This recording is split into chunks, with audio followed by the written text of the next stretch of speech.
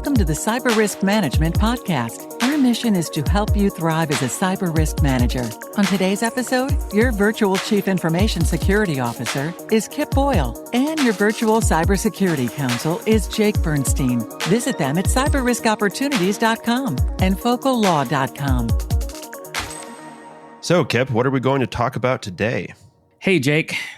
This is going to be a great episode, I think, because today we're going to talk about trends in internet freedom, which I think is a really important theme for people who are doing cyber risk management. It really affects how we have to do our job. And what I love about today's episode is we're going to explore internet freedom with the help of our guest, Harold Lee, who is a vice president with ExpressVPN. Harold, welcome to the podcast. Thanks for having me. Harold, did I say your name right? That's right. Harold. Oh, good.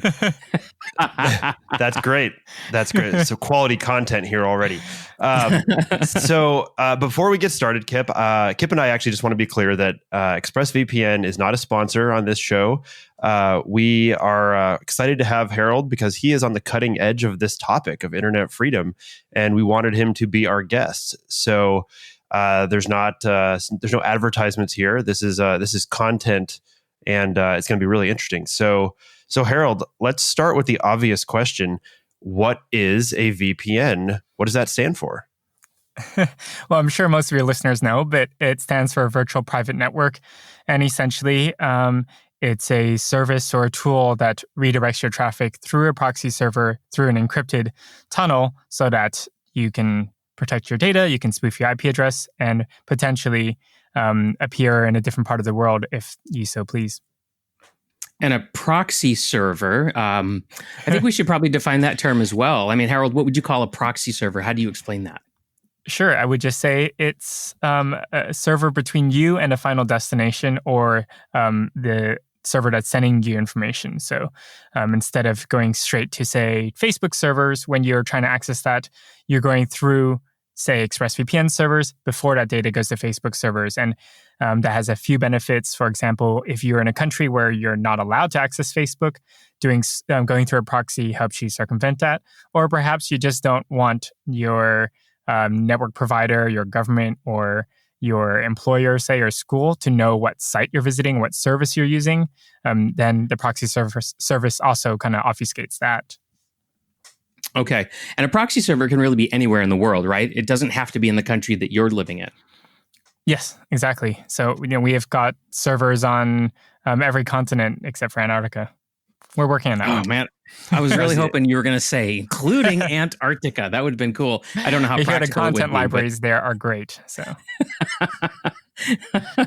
Oh, man. Okay. Well, let's roll back the clock for just a moment because the idea that individual citizens should consider using a VPN is relatively new in the history of the internet. And I think it's kind of ironic because the internet was originally a military project, and it was designed to ensure reliable communications in the event of link failures. And we have to remember that back in that day and time, data communications were typically a point-to-point link. And so when the link dropped for whatever reason on either side or somewhere in the middle, all communication was cut off. And so the military said, we can't have that. We need to be able to get messages through no matter what. But that's kind of the mists of time, right? It's kind of where it started. But over the years, it's transformed. So Harold, what do you see the internet has become in today's society? Yeah, I mean, it's probably cliche by now to suggest that the researchers back then at ARPA had no idea what the internet would become.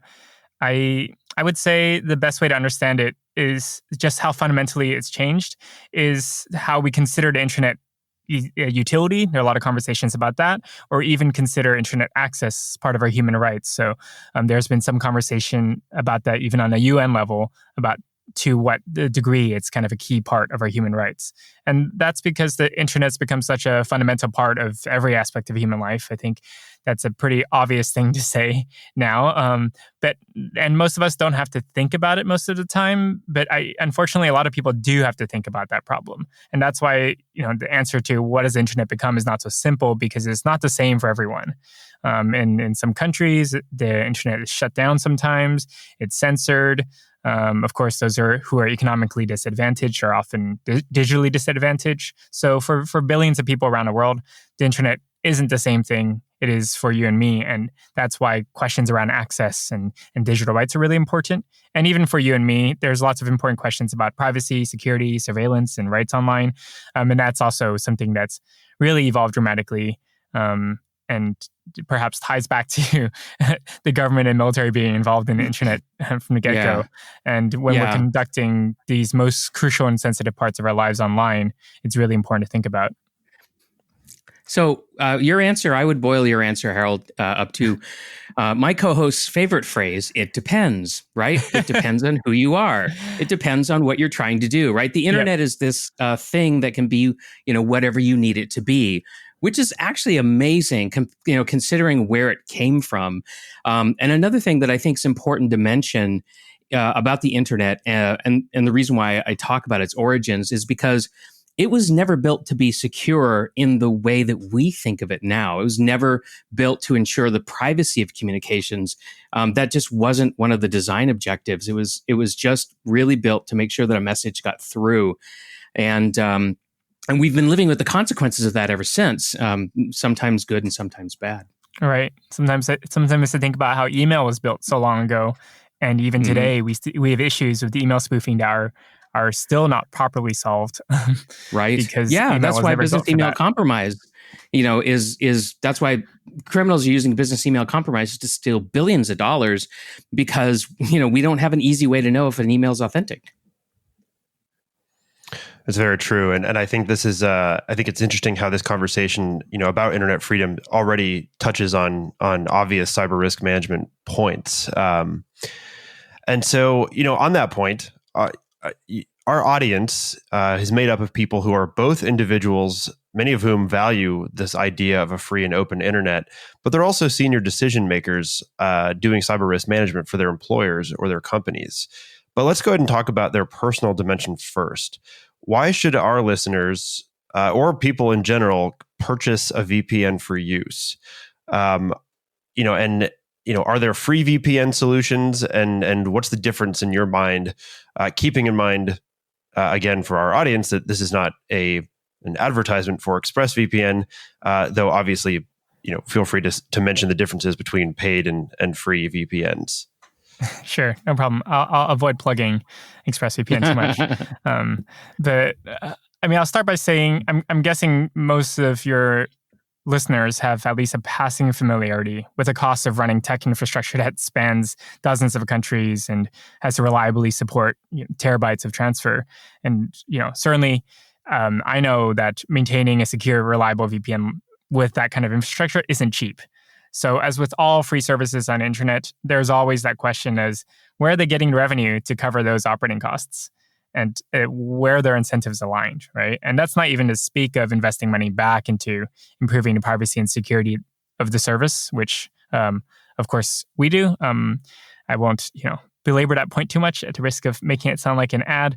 But that revenue is making things possible, like investing in new protocols and providing customer service and better platform support, and all of these things that are crucial to ensuring that if you are using a VPN because you care about your privacy and security, then you want to make sure you're putting your money and your data somewhere reliable. So I think something you said is sticking with me, which is this idea, and I'm actually not sure if all of our listeners fully appreciate the cost of infrastructure. We have a lot of cybersecurity engineers and folks. We certainly have a lot of IT people who listen, a lot of software guys, but not everybody in this industry is a network engineer. And I would suspect that a lot of people don't fully appreciate the sheer cost of the hardware involved in running this type of thing. Maybe since this is kind of a cyber risk type situation, explain what kinds of issues arise if you don't have a solid hardware backbone for a VPN. Yeah, that's a great question. There's lots of issues here. So one is just you have to be choosing data centers that you can trust. Obviously, you have to be able to have a server network that is physically protected to ensure that it's secure. You have to have servers and bandwidth between data centers that is sufficiently fast so that you're not inordinately slowing down your internet connection just for the sake of securing it. And I think we all know that if you put risk management or mitigation solutions in place that severely hamper the fundamental user experience, users aren't going to use it. So it's issues like that. It is building VPN apps that don't leak. So many VPNs share the same core protocols, but how you implement them varies greatly. So perhaps when you're connecting or disconnecting from the VPN, you're switching between networks, your VPN app is actually leaking some of the traffic outside of the VPN tunnel. That's another example of investments across the board, whether it's software or infrastructure. Right. Okay. Now, I think we've definitely all learned in the downstream from some of the Facebook debacles that when you are not paying for something that you're consuming, you're probably the product, right? Somebody's monetizing you. And so all I can say is I hear a lot of people ask me, oh, I need a password manager. Oh, I need a VPN. What's the best free one? That's where they go to first. They seem very averse to paying for things if they don't have to. And I understand that as a base instinct. But, what I'm constantly telling people is, look, you should not be evaluating your security tools the same way that you evaluate a word processor, right? One thing that you would never think about with a word processor is, the quality of its engineering. Is it going to fail? Is it going to promise you one thing, but then do something totally different behind your back? Kev, I'm going to have to disagree with you there. You clearly have never had to file a document with the court in perfect word processing file. In fact, we care deeply about all of those things with our word processor. Well, some people do. and we pay for them. I mean, I think really the core concept here is you get what you pay for. And if you pay for nothing, you shouldn't be surprised if you don't get something that's great, that is great. Yeah. And so what I tell people who ask me about security software, no matter what it is, I say, look, you really need to pay attention to who's doing it. And you really should pay them something so that they'll have the revenue that they need to do all the things that Harold was describing, because those things all need to be done. But I'd rather give somebody a little bit of my money than to have them do other things to raise revenue. So Harold, what do some VPN providers do to raise revenue that you're aware of if they're not charging customers? Sure. Well, I don't want to paint them all with the same paintbrush, but we have seen some examples of free VPNs doing things like collecting data. There was a time when Facebook was running a VPN that was collecting data on what sites you're visiting for, their advertising purposes. We've seen free VPNs inject ads into websites you visit. So on top of the ads you're already getting, here's more ads. And in one really bad example, one free VPN converted its users' computers into a botnet. So all these are potential issues. I won't say that every free VPN is behaving like this, but back to your point. Well, I was just going to say, often I compare it to protecting your house, and your digital data is as important as the valuables in your house. If someone's walking around offering you free locks or if they're offering to install a free security system on your house, you'd probably not say yes. You would be rightly suspicious of that, or at least you should be, right? And at the time of the recording of this episode, it was, and I didn't read the details of this very deeply, but I did see a headline and I read, an opening paragraph about some VPN. I think they were free VPN services that had stated in their policies that they did not log traffic, but it turns out that they did, and somebody discovered a massive cache of VPN logs. And so that really provided some strong evidence that what you're saying sometimes happens. Absolutely. So let's talk a little bit about, taking that. So you said VPN logs, and again, we have people who with varying levels of technical knowledge. So a VPN, we describe it as this tunnel, but what it really means is that the VPN has to know everything that you're doing in order to function. Is that correct? Well, to a certain degree. So obviously, if you're already using some encrypted connection like HTTPS, you're using end-to-end encrypted messaging, for example, then that encryption already kind of hides that data from anyone who's handling it along the way, including the VPN, including your ISP or anyone else. But in terms of the websites you visit and exactly. that kind of the activity, metadata, the metadata, for example, right? Yep. And so okay, so that's really helpful to know. And one of the things that we often say is that a VPN, as a security tool, it helps prevent. Kip, I like how you've changed this to a person in the middle attack. And the reason that these the person, I'm going to have a hard time with that. It's traditionally everybody is, but we have to do it. Yeah, we have to clean up our language. Yep, person in the middle attack to observe somebody's internet traffic. The VPN makes that basically impossible. So if the bad guys can't spy on the traffic, they will they're going to try to compromise the computer, which would neutralize the VPN. What's your advice, to avoid that kind of compromise? And maybe more broadly speaking, what type of security threats does a VPN protect against, and what kind does it not protect against? Mm-hmm. Yeah, that's a great question. So I'll try to answer in two ways. I mean, of course, a person in middle attack is just one of the many ways your data could be stolen. And as it says right in the name of this podcast, risk is about management, right? It's about mitigation. It's not about, you can't eliminate all these risks. So I think the two things I would say is, one is that it's part of the reason why you need to look at VPN providers who are really invested in privacy and security, because even for them, it's not just about providing encryption between your client app and the server. It's also about how are they managing those servers? How are they making sure those servers are secure, even if someone gains physical access to them? So, for example, we run all our servers in RAM only, so that if someone tries to seize that server, anytime that server reboots, it ensures that no data is left on it, and also ensures that if someone got in and were to, say, leave a backdoor, that would be wiped immediately. So, taking additional steps like that, even though we're already not collecting logs, but just going that extra step to make sure our servers can't possibly be recording this information and persisting, that's really important. Hey, Harold, before you continue Sure. with your answer, and I do want you to continue with it, I really want to point out something to the audience. So this whole idea of loading everything that you need to run in RAM and to leave no executables on the hard drive or the SSD, that's actually very good, and that goes to the heart of why people, I think, struggle so much to know which security services to purchase or which security products to purchase. Because I tell you what, Harold, I had no idea you did that. Now that I know you do that, that increases my confidence in your service.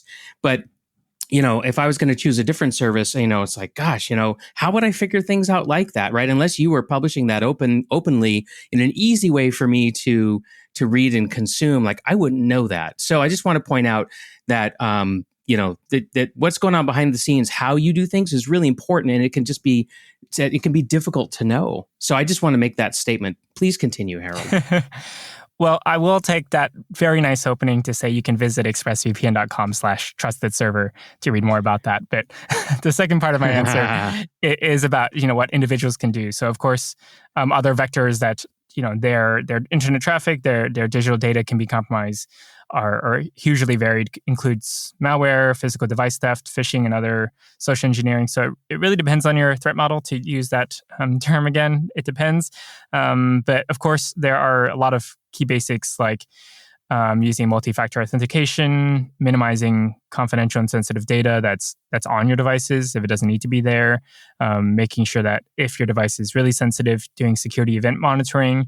And in certain cases, if you're entering very sensitive environments, you might want to, use burner devices, of course. So, and now, for anybody who's watched Better Call Saul, you know what a burner device is, right? but how would that actually work in practice in the use case that you're suggesting? Well, again, it depends on your threat model and your resources. So I've heard from companies where, when they're traveling to a sensitive country, say China, and they're carrying a device with them, what they do is they just bring a Chromebook with them, and then they do what they need to do on that Chromebook with no data stored locally. And when they leave the country, they donate it to a charity. so they don't touch that device again. It doesn't go into the corporate network again. So that's a kind of a really dramatic example, but but it's good, right? I mean, that sort of helps us understand what the endpoint is, right, of the spectrum. Like on one end of the spectrum, you don't care, you just keep doing what you do. The other end of the spectrum is is you would do something as you suggested. So no, I think that helps people understand sort of like what the state of affairs is. And that's really interesting. I think everyone kind of has the idea of a burner phone, but if you have enough money, you can do burner laptops if you need to. And I think that actually is really or tablet. It's a really good suggestion. It's a really good thing to keep in mind. Particularly when you go into an untrusted environment. Yeah, I would even point out that if you are like a journalist and you're reporting on human rights abuses in a country that has a regime that's hostile to what you're doing, you had better be going over to the Electronic Frontier Foundation's website, because they have an entire tutorial there, and they actually run webinars to teach you how to be on the internet safely, so that it includes a VPN, yes, but there's so many other things you've got to do. You're almost a spy operating in a foreign power. I mean, you've really got to take a lot of protections. So I just want to add that in there. I mean, if you're really paranoid, go over there and find out what they recommend. So did we finish that? I actually can't remember now. Harold, was there anything else you wanted to say? Did we let him get to his second point? I don't know. Yes, that was the second point. What people can do on their ends in addition to what we're doing on our end. But I mean, of course, we could go on and on about what security measures people could be taking. Yeah, I mean, I would just add a couple of just quick ideas, right? We've talked about stuff like this before, like, you should be using some form of two-factor authentication. And you should not be using your administrator account for web browsing and email processing, things like that. I mean, there's some basic cyber hygiene that you should be practicing all the time to avoid getting malware on your computer, no matter what the motivation is for putting that on your computer. So, but I just think it's important for us to recognize that a VPN is an important building block to protecting yourself, but it often is only one block, and you need to add other things to it. Absolutely. And just as a really quick example, we've mentioned the term drive-by download before. Correct me if I'm wrong, Harold, but a VPN, there's nothing about a VPN that would prevent a drive-by download from occurring, correct? Correct. Right. So, if users are clicking on phishing links or visiting sites where there might be a drive-by download or otherwise, that's traffic that's going through the encrypted tunnel, but when it arrives on your end, of course, it's decrypted so you can access it, and you might be getting yourself in trouble there. Yeah. And it's important too, just to quickly point out that should not be taken as a criticism of VPNs. That's not what they're for. VPNs are not. They're not meant. They don't stand for Virus Prevention Network. Oh, well done. Although I know you made that up. I did. Although that is clever, as I would say. That's great. They just don't. That's not their purpose. So no, but you would add other things to it. Like, for example, if your company is using Office 365, I know that that they have a feature that you can turn on, and I think it's called Safe Links. So then Office 365 would examine a link that you clicked on to see if it was malicious, or they would do some kind. You can do other traffic filtering to guard against those kinds of malicious downloads. Again, just another brick in the puzzle. Yeah, and I think one thing that we haven't mentioned is the basic of password managers, and not only do password managers help make sure that you're not reusing the same password over and over again, but also they're great for catching phishing sites because they won't enter your username and password on a site that's not the legitimate site.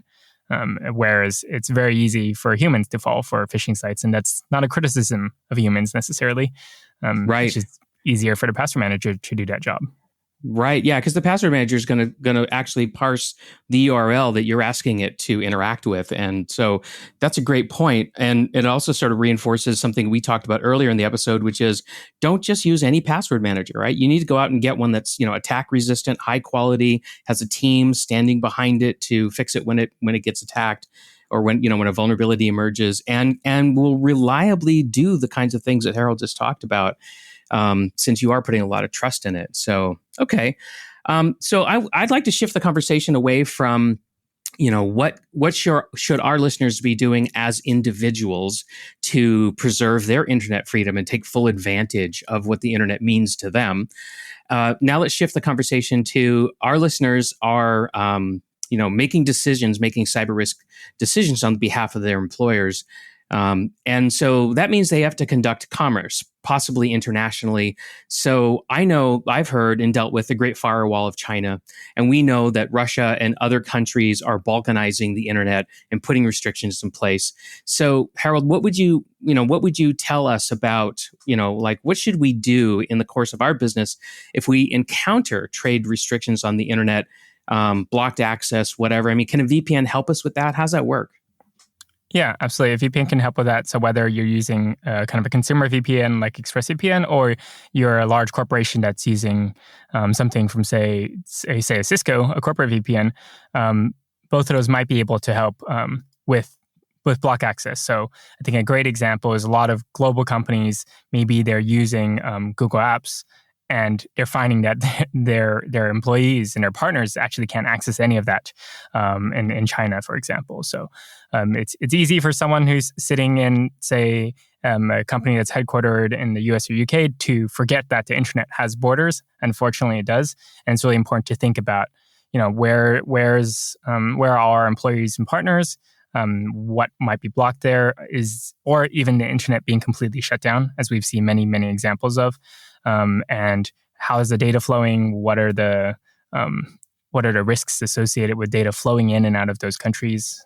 All of these are issues that really need to be thought about, and it's really important to think about the fact that there are borders on the internet, and we need to recognize and deal with that. Yeah, is there a clearinghouse of that kind of information, or do we just have to do local research? Well, there are some good resources. So Freedom House has a Freedom on the Net report that gives a sense of what censorship looks like in different countries, although it doesn't really provide kind of a exhaustive list of every single service or site that might be blocked. And then there's also the great people at Access Now work on something called Keep It On, which deals with internet shutdowns and tracks those to see where the internet might be completely shut down temporarily in a certain country due to like a political event or something of that nature. And those are some good trackers. There's also a project called OONI, OONI, which it stands for Open Observatory of Network Interference. And they're a free tool that helps to observe where there might be censorship, surveillance, or traffic manipulation. The fact that you rattled that all off the top of your head tells me that we do, in fact, have an expert on the show on internet freedom. That's really cool. Thank you for sharing all those great resources. So tied into that question is, do you have any concerns that public VPNs could be, regulated, even regulated out of existence? And are you aware of any countries where VPNs are currently illegal? Yeah, so I think there's two sides to that coin. Definitely, there are governments who want to control access to the internet in some of the countries you've mentioned already, and including Russia and the Middle East. And thus, to them, a VPN is the threat because it unlocks that access. It opens access to the free and open internet. It helps people access censored content. But I think a lot of these governments see the flip side as well, where a lot of people are using VPNs for their security and privacy reasons. And if you're a international business operating out of one of these countries and you need to access, say, Facebook or Google, they recognize that it's important for researchers and business and other parties in their country, expats as well. So I'm somewhat optimistic that no one's going to regulate VPNs completely out of existence, although we have seen regulations in some places where they're trying to insist that you block the sites that they want blacklisted, which is something, of course, we wouldn't agree to. But Russia's an example of, in the past few years, they've been trying to ramp up this effort to ask VPN providers to connect to their kind of blacklist and start blacklisting sites that they want blocked. So I think those are the places where there might be some legal issues.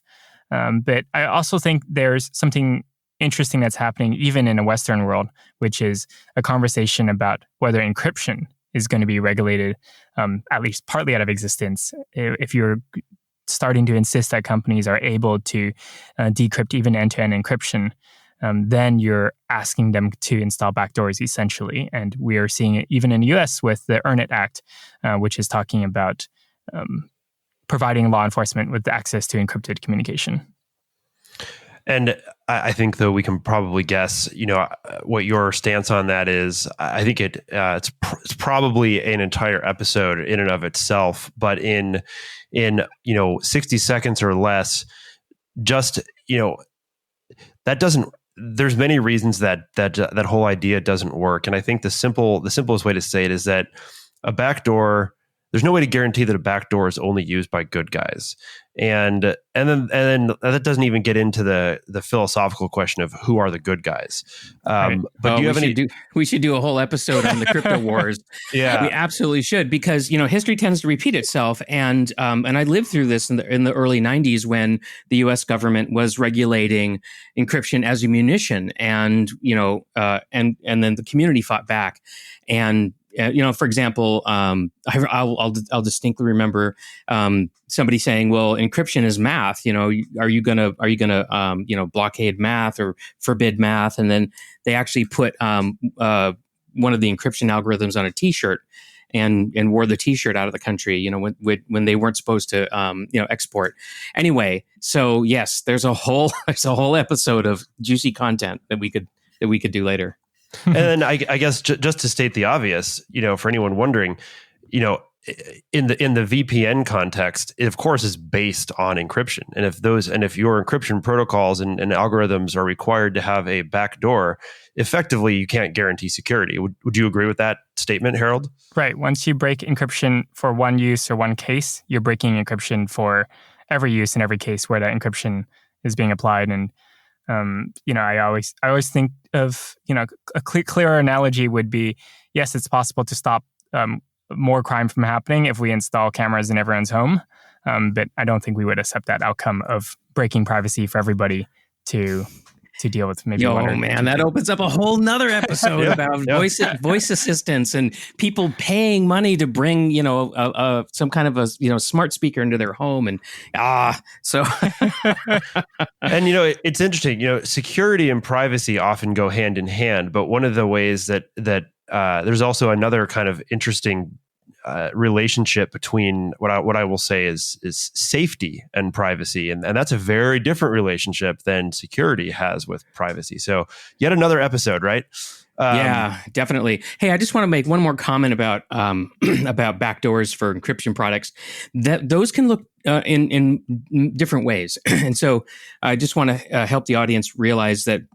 One way a backdoor can exist is if somebody has weakened the algorithm and knows how to use that weakness to decrypt traffic. Another way a backdoor can be inserted is to actually mess with key management or require a special law enforcement decryption key that would allow them to decrypt any traffic, possibly with a court order or whatnot. But anyway, so there's just multiple ways of doing that. And I want to make sure people understand that it's not just one approach. And all of them are bad. I would agree with that. I would agree with that. Yeah, definitely. Okay, well, that just about wraps up our time together. So, Harold, first of all, thank you for being our guest today. I thought the content you shared was fantastic. Here's your official opportunity to tell people where can they learn more about you and your work. Sure. So I'll just point people to very simple expressvpn.com. To learn all about our service. And if you were interested in topics we talked about today, this is what we geek out about all the time. So our blog has tons of content, even if you're not shopping for a VPN today. And then as a bonus that nobody saw coming except me, I will point out that I have been a paying customer of ExpressVPN for years before I even started this podcast. So no one has paid me to say that. It is just reality. Do you like the company so much you're going to buy it? By the company? Or well, by that was a meme on an old radio show where the guy would come on and say, "I like that product so much, I bought the company." Oh, I wish if I had enough money to buy companies, yeah. But for now, I'm just content with paying for the satisfied service. user. Yes. Okay.